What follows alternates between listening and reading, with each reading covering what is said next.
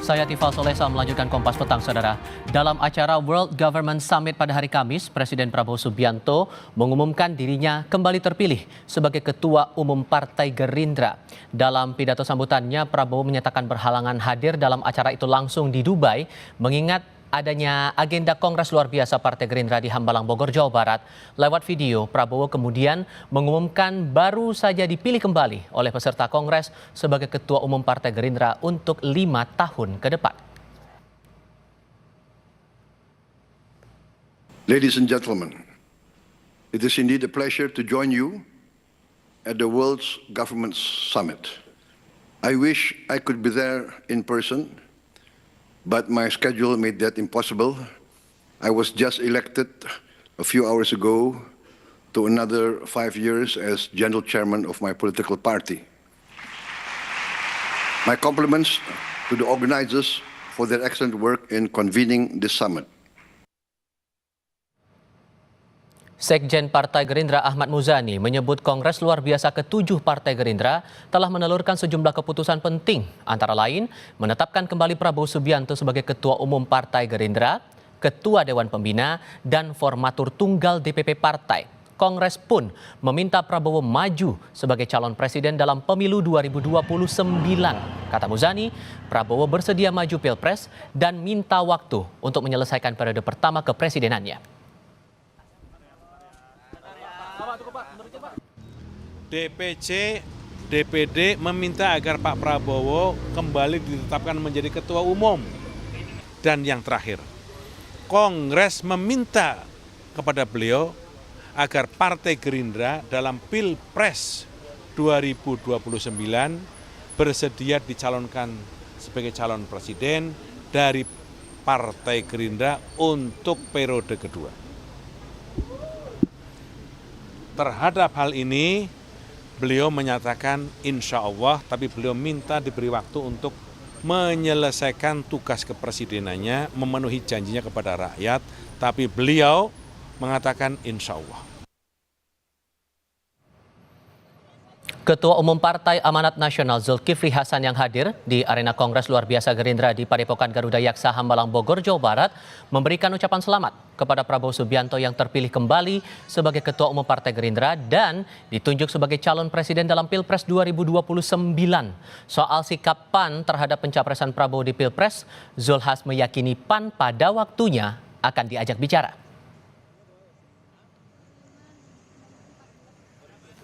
Ini kan silaturahmi Kim ya. Saya mengucapkan selamat kepada Pak Prabowo sudah dipilih menjadi Ketua Umum Gerindra kembali. Kedua juga selamat tadi sudah diumumkan untuk 2029 ya. PAN sebagai partai teman seperjuangan, teman setia pada saatnya akan diajak bicara. Presiden ke-7 RI Joko Widodo merespons kembali terpilihnya Prabowo Subianto sebagai Ketua Umum Partai Gerindra. Jokowi juga mendukung Prabowo untuk maju di Pilpres 2029 seperti yang diamanatkan Kongres Luar Biasa Partai Gerindra. Menurut Jokowi, Prabowo punya visi dan kepemimpinan yang kuat. Ya, memiliki leadership yang kuat, memiliki visi politik, visi ekonomi, visi sosial, visi pertahanan, dan visi yang lain-lainnya. Yang saya lihat sangat bagus. Bapak, ya. Oke, makasih. Prabowo mau maju lagi di Pilpres 2029. Ya, sangat bagus. Mendukung penuh Pak untuk rencana. Mendukung penuh. Kongres Luar Biasa ke-7 Partai Gerindra menghasilkan sejumlah keputusan politik sentral untuk Prabowo Subianto. Prabowo kembali ditetapkan sebagai Ketua Umum Partai, Ketua Dewan Pembina, formatur tunggal DPP Partai, dan yang paling menarik, Prabowo diminta kembali maju sebagai calon presiden di pemilu 2029. Mengapa Gerindra buru-buru mengusung Prabowo kembali maju Pilpres padahal pemerintahannya baru berjalan beberapa bulan? Lalu bagaimana pula sikap anggota partai koalisi? Kami diskusikan bersama Wakil Ketua Umum Partai Amanat Nasional Saleh Daulay dan pengamat politik Adi Praitno. Assalamualaikum, selamat sore semuanya. Waalaikumsalam. Allah wabarakatuh. Terima kasih sudah bergabung bersama kami. Walaupun kemudian Pak Zulhas sudah bilang akan ada waktunya diajak bicara Bang Saleh, tapi sesungguhnya di internal partai dinamikanya gimana melihat Pak Prabowo diusung lagi oleh Gerindra untuk maju di Pilpres 2029? Setuju nggak? Jadi ini kan sebetulnya kan adalah hak dari Partai Gerindra. Jadi ketika mereka kongres mengambil sebuah keputusan strategis yang dianggap perlu untuk diamankan dari sejak sekarang untuk kepentingan partai mereka, ya tentu hal itu adalah urusan yang memang adalah urusan dari Partai Gerindra. Nah, kami di Partai Amanat Nasional tentu menghormati, menghargai seluruh keputusan yang diambil di dalam kongres-kongres partai lain, termasuk dalam hal ini atau terkhusus dalam hal ini adalah Partai Gerindra. Nah, karena itu jika ada usulan untuk mencalonkan kembali Pak Prabowo sebagai calon presiden, maka tentu kami sangat menghargai ini, dan tentu kita sebagai khalayak ya sudah tahu bahwa ada satu calon presiden yang sudah definitif ini dari partainya akan diusung pada tahun 2029. Nah ini kan saya kira momentumnya tepat karena ini kan kongres. Jadi kongres itu adalah pengambil kebijakan tertinggi di partainya, dan karena itu ini sudah bisa dijadikan sebagai agenda ke depan. Jadi ini dijadikan sebagai agenda bersama seluruh kader-kader Partai Gerindra di seluruh Indonesia. Dan tentu untuk itu sejak awal mereka sudah start lah untuk bagaimana memikirkan agar periode kedua Pak Prabowo itu berjalan dengan baik begitu. Kalau di akar rumput PAN sebetulnya juga punya suara yang sama nggak Bang? Bagaimana? Kalau di akar rumput PAN juga punya suara yang sama, tampaknya Pak Prabowo juga perlu diusung maju lagi nih untuk Pilpres berikutnya. Kalau dilihat dari hasil survei yang dilakukan, katakanlah misalnya seperti Litbang Kompas, itu partai yang paling solid mendukung Pak Prabowo itu kan sebetulnya PAN. Jadi kami tidak ada masalah dengan mengusung kembali Pak Prabowo. Dan seperti yang disampaikan oleh Ketua Umum kami tadi, bahwa nanti pada saatnya mungkin PAN ini akan diajak lagi bicara ya terkait bagaimana kita ke depan. Dan karena itu ya kami akan fokus bekerja untuk partai, bekerja untuk melayani masyarakat baik yang di eksekutif maupun legislatif, dan juga konsolidasi organisasi. Dan tentu pada sisi yang lain kami akan menjalin komunikasi terus-menerus dengan seluruh elemen kekuatan politik yang ada, termasuk dalam hal ini Partai Gerindra. Oke. Kalau membaca keputusan ini Mas Adi diambil dalam sebuah kongres luar biasa. Kalau pakai logika kan kalau kongres luar biasa berarti ada hal urgen di situ. Anda membacanya hal urgen apa yang membuat Gerindra mengambil keputusan Pak Prabowo nyalon lagi atau didorong lagi buat Pilpres 2029 sekarang? Ya, saya kira memang dari segi kebutuhan politik, Gerindra sepertinya memang harus segera untuk melakukan konsolidasi politik untuk menyongsong bagaimana persiapan-persiapan politik di masa yang akan datang. Kenapa disebut dengan kongres luar biasa? Karena sepertinya memang bagi Gerindra ke depan itu hanya akan fokus pada dua hal. Satu, memantapkan kembali Prabowo maju di Pilpres 2029. Dan yang kedua adalah ini adalah sebagai bentuk pesan politik supaya infrastruktur politik yang dimiliki oleh Gerindra dan support sistem pendukungnya ya sudah mulai bisa digerakkan hingga saat ini. Nah yang kedua Mas, secara prinsip kalau mau jujur bicara tentang Gerindra itu adalah replika politik dari Prabowo Subianto. Jadi kalau mau disebut secara sederhana ya Gerindra itu adalah Prabowo Subianto. Prabowo Subianto adalah Gerindra. Itu bisa terbaca dari visi misi politik yang sangat populis yang selalu disampaikan oleh Prabowo. Itu adalah visi misi yang juga tertuang dalam visi misi Gerindra. Jadi itulah yang sepertinya membuat saya melihat semacam urgensi karena memang ke depan Gerindra itu ingin mendayung di antara dua pulau atau mendayung dua pulau terlampaui. Satu sisi Pak Prabowo itu tampil sebagai presiden di Republik Indonesia ya untuk 5 tahun yang akan datang, dan pada saat yang bersamaan aktivitas-aktivitas sosial dan aktivitas-aktivitas politik tentunya yang pro dengan rakyat ini pastinya akan dijadikan sebagai insentif, akan dijadikan sebagai faedah politik ya, semacam dukungan moral politik yang dijadikan sebagai bekal sebenarnya bagi Prabowo untuk mempersiapkan kembali dalam menghadapi Pilpres di 2029. Kemungkinan apakah ada potensi penantang baru ke depannya, apakah itu juga dibaca Gerindra menurut Anda? Ya semacam ini sepertinya semua partai politik itu sami'na wa ta'na termasuk PAN. PAN ini sebenarnya adalah partai politik yang paling istiqomah, paling konsisten selalu bersama dengan Prabowo Subianto. Jadi PAN itu bersama dengan Prabowo bukan hanya 2024, 2029, 2019 juga menjadi pendukung utama dari Prabowo, 2014 pun juga menjadi pendukung utama dari Prabowo, bukan tidak mungkin di 2029 partai politik yang paling utama diajak bicara soal pencapresan Prabowo ya hanyalah PAN, baru kemudian partai-partai yang lain. Ini yang sepertinya membuat kenapa PAN itu terasa istimewa sebenarnya di periodenya Pak Prabowo kali ini. Bisa Ya. dilihat misalnya begitu banyak kader-kader PAN ya, teman-temannya Bang Saleh Daulay ini yang menjadi menteri-menteri dan wakil menteri yang kemudian ada dalam kabinet Merah Putih. Jadi di situ Mas konteksnya. Bagi Gerindra ini semacam sekali mendayung dua pulau terlampaui sebenarnya. Ada respon soal itu, pandangannya Mas Adi, Bang Saleh? Ya, sebetulnya begini ya, mungkin kan ada beberapa pertimbangan politik yang dimiliki oleh Partai Gerindra dan itu saya kira tidak bisa kita urai karena memang itu adalah dari sisi internalnya Partai Gerindra.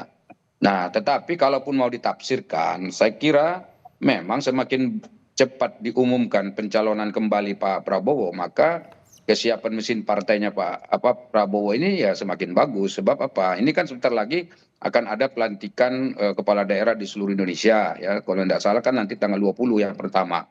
Nah, kepala daerah yang dimenangkan oleh Partai Gerindra misalnya seperti itu kan sudah terbaca nanti itu. Nah, dari situ mungkin itu bisa diminta untuk memberikan pelayanan terbaik bagi masyarakat gitu. Mereka-mereka yang dari Partai Gerindra ini dulu misalnya diberikan tugas untuk memberikan pelayanan terbaik bagi masyarakat dan itu akan dilihat oleh masyarakat kita. Lalu mungkin juga anggota-anggota legislatifnya di seluruh Indonesia juga diminta untuk bekerja. Jadi kalau memang sejak awal ini melakukan aktivitas yang sangat produktif untuk pengembangan masyarakat, nah itu kan sangat kontributif bagi peningkatan katakanlah popularitas dari Pak Prabowo ke depan begitu. Dan ditambah lagi kalau nanti program-program pemberdayaan masyarakat yang dilakukan Pak Prabowo ini konsisten dan bisa diterima oleh masyarakat luas gitu. Keputusan KLB Gerindra ini, Bang Saleh, dari internal koalisi dari partai lain, apakah juga punya suara yang sama seperti PAN? Saya belum ya melakukan komunikasi dengan partai-partai lain karena ini kan juga keputusan yang diambilnya baru kemarin ya. Saya pikir kemarin KLB hanya untuk memilih ketua umum, tapi ternyata kan juga dibarengi dengan penetapan calon presiden yang akan datang. Dan saya kira ini masih ada diskusi yang mungkin perlu didalami oleh seluruh anggota koalisi. Sebab apa? Di Mahkamah Konstitusi kan kita juga baru-baru ini mengetahui bahwa ada penghapusan presidensial threshold dan itu kan pasti akan berdampak luas ya kepada hal-hal lainnya atau kepada elemen dan segmen yang lain baik yang politik maupun non politik. Nah karena itulah maka ini mungkin ya kita tunggu bagaimana nanti respon daripada teman-teman lain, tapi yang jelas saya kira adalah hak sekali lagi dari Partai Gerindra untuk segera dan juga secepatnya mencalonkan Pak Prabowo kembali. Dan tentu kita sebagai anggota koalisi juga pasti harus menghargai dan menghormati itu. Oke, Mas Adi melihat dinamika internal koalisi Kim Plus untuk kedepannya setelah putusan KLB ini gimana kemudian Anda membacanya? Ya kalau kita mau membaca ideal, mestinya partai-partai politik yang lain itu juga melakukan hal yang sama seperti yang dilakukan oleh Gerindra. Minimal segera untuk melakukan persiapan mengumumkan soal apakah ingin mengusung kader terbaik untuk bertanding di Pilpres atau kompetisi dalam pemilu langsung. Kan itu yang dibaca Mas. Kenapa? Karena saya kira kotel efeknya akan semakin didapatkan. Karena partai kalau sudah mengumumkan siapa calon presidennya, saya kira secara perlahan untuk 5 tahun yang akan datang itu kan mirip-mirip sebagai sosialisasi dan kampanye politik. Artinya apa? Sekali bekerja secara politik maka itu juga bagian dari bentuk pengenalan kepada publik. Cuman secara praktis sepertinya partai-partai ini tentunya sedang mempertimbangkan apakah akan mengusulkan calon presiden sendiri ataupun tidak, karena pada saat yang bersamaan tentu menjaga suasana hati partai-partai koalisi yang ada di barisan Prabowo. Karena tidak mungkin dong kalau partai koalisinya Prabowo tiba-tiba mengumumkan calon presiden dan saat ini menjadi pembantunya, itu yang dikhawatirkan akan Termasuk membaca rencana Pak Jokowi katanya mau bikin partai super terbuka, itu juga mungkin akan dibaca menjadi dinamika baru? Iya, kalau soal Pak Jokowi bikin partai kan sebenarnya sejak lama ditunggu oleh publik. Apalagi per hari ini misalnya Mas Gibran khususnya, itu kan belum mendapatkan partai. Sementara kita tahu bahwa syarat untuk menjadi calon presiden dan wakil presiden adalah mereka yang terkonfirmasi diusung oleh partai dan gabungan partai politik. Jadi saya menduga Mas, karena sekarang suasananya bulan madu, partai-partai koalisi pastinya belum berpikir untuk memajukan calon presiden dan wakil presiden sendiri. Tapi biasanya setahun setengah menjelang pendaftaran pilpres, dinamika itu akan semakin kelihatan karena partai tentu berharap bahwa mereka itu akan berkompetisi mendapatkan faedah elektoral, dan yang paling penting sepertinya memang partai ini juga berebut untuk menjadi pendampingnya Prabowo Subianto. Membaca dinamika bahwa Pak Jokowi mempertimbangkan bikin partai baru, PAN gimana ngeresponnya, Bang Saleh? Ya sama saja kan, setiap pemilu itu ada saja partai baru. Jadi kalau kita lihat misalnya pada pemilu yang kemarin ini kan ada juga partai-partai baru, dan itu boleh-boleh saja dan sah-sah saja. Dan saya kira Pak Jokowi punya segmentasi tersendiri, dan saya kira banyak juga masyarakat yang sekarang mengidolakan Pak Jokowi. Dan mudah-mudahan partai yang didirikan ini juga menjadi salah satu partai yang baik dan juga menjadi tempat berlabuhnya para politisi yang ingin melakukan perbaikan dan perubahan yang signifikan ya bagi Indonesia ke depan. Dan saya melihatnya secara positif saja dalam konteks ini. Dan Partai Amanat Nasional kan juga berteman sangat baik dengan Pak Jokowi, dan juga kami sangat berteman baik dengan Pak Prabowo. Jadi karena ini bagian dari hak konstitusional Pak Jokowi untuk membuat partai, ya kita tetap akan menghormati. Dan kelihatannya bukan hanya Pak Jokowi yang akan mendirikan partai politik, mungkin bisa jadi dengan adanya 0% presidensial threshold itu, bisa jadi orang-orang lain juga akan mendirikan partai politik, Mas. Sebab bisa jadi ada orang yang ingin maju menjadi capres, cawapres misalnya, ya tentu pakai kendaraan partai politik misalnya seperti itu. Jadi modalnya adalah mendirikan partai politik. Nah, kita tidak mengetahui apa misalnya yang akan dilakukan ke depan ini. Dan tadi mengulang kembali soal bagaimana konsolidasi partai-partai koalisi di lingkungannya Pak Prabowo. Saya kira semua juga masih akan lihat. Nah, sebab apa? Sebab kita belum tahu mekanisme pemilu yang akan dilakukan ke depan. Misalnya parliament threshold itu kan juga 0%. Presidensial threshold juga 0%. Lalu bagaimana nanti menyikapi ini? Apakah nanti misalnya KPU, Bawaslu akan melakukan pemilu dengan cara seperti yang kemarin, atau ada perubahan-perubahan? Lalu bagaimana nanti bisa mengidentifikasi calon-calon yang lolos untuk dicalonkan sebagai calon presiden, wakil presiden, dan seterusnya? Dan saya kira itu kan masih ada pembicaraannya yang nanti ini akan dilakukan konsolidasi di tingkat internal partai-partai politik yang ada saat ini. Mas Adi, singkat saja, membaca hitung-hitungan dari kemungkinan dari Pak Prabowo untuk bisa maju ke pemilu 2029 dengan dinamika politik yang ada sekarang, gimana? Singkat saja. Ya, saya kira karena threshold juga 0%, sudah tak ada cerita lagi sebenarnya bagi Gerindra untuk tidak memantapkan Prabowo maju Pilpres untuk yang kedua kalinya di 2029. Ya tinggal partai-partai apakah menyesuaikan diri menjadi bagian dari koalisi Prabowo atau justru ingin mengusung kader terbaik mereka berhadapan dengan Prabowo Subianto. Atau ada opsi lain, partai-partai itu berebut posisi untuk mendampingi Prabowo di Pilpres. Karena ada kecenderungan presiden petahana maju yang kedua kalinya, itu biasanya Mas, merem saja, itu menang biasanya. Mas Adi dan Bang Saleh, terima kasih banyak sudah mau hadir dalam diskusi kami kali ini. Saya selalu semuanya, selamat sore. Mas Saleh, mantap Bang.